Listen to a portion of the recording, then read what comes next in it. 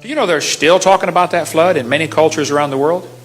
So far, 270 flood legends have been identified in different countries and cultures around the world. The Hawaiians have a legend that says, long after the death of Kunihana, the first man, the world became a wicked, terrible place to live. There was one good man left. His name was Nu'u. He made a great canoe with a house on it and filled it with animals. The waters came up over all the earth and killed all the people. Only Nu'u and his family were saved. One family saved in a boat full of animals. Sounds kind of like the Bible story, doesn't it? The Chinese have a legend called the Hiking Classic. They say that Fuhai is the father of their civilization. Fuhai is probably Noah, okay? The story says, Fuhai, his wife, 3 sons, and 3 daughters escaped a great flood. He and his family were the only people alive on earth. After the great flood, they repopulated the world. Interesting. Now the Toltec Indians in Mexico have a very interesting story.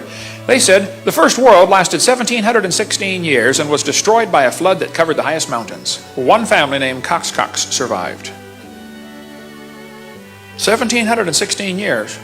Well, the Bible dates add up to 1656 from the creation to the flood. But that's not bad for a legend 4,000 years old. Question, why would there be nearly 300 flood legends? I think it's because there was a flood. That's my theory. Okay. Probably the Atlantis legend, everybody's searching for the lost continent of Atlantis. Probably that's another flood legend. As far as the folks on the boat were concerned, the whole world sank beneath the waves. Actually, they were going up. The world wasn't going down. I think Atlantis is another flood story. Anyway, dinosaurs getting off the ark had a very difficult time. The climate had changed. Things were different. Remember, before the flood, they lived to be 900. Read your Bible.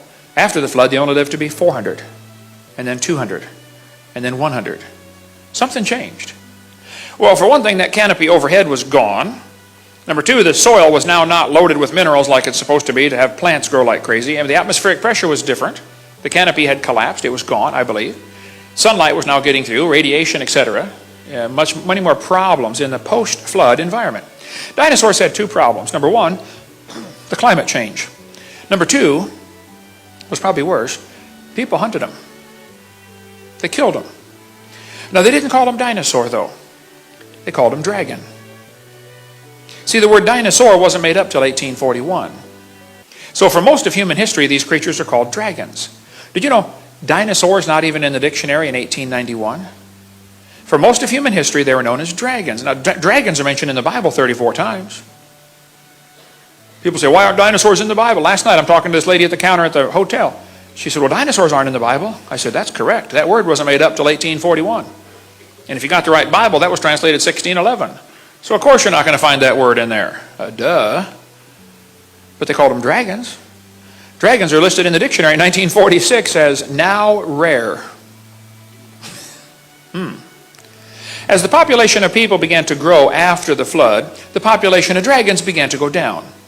Because nobody wants to live next door to a dragon. Same thing happened in Cobb County, Georgia, where Atlanta is today. Do you realize how many grizzly bears there are roaming around the woods right now near Atlanta, Georgia? 0. Do you know how many there were just 300 years ago? Hundreds. What happened to the grizzly bears in Cobb County, Georgia? Well, as people move in and civilize an area, the big ferocious animals are killed off or driven off. Happens everywhere.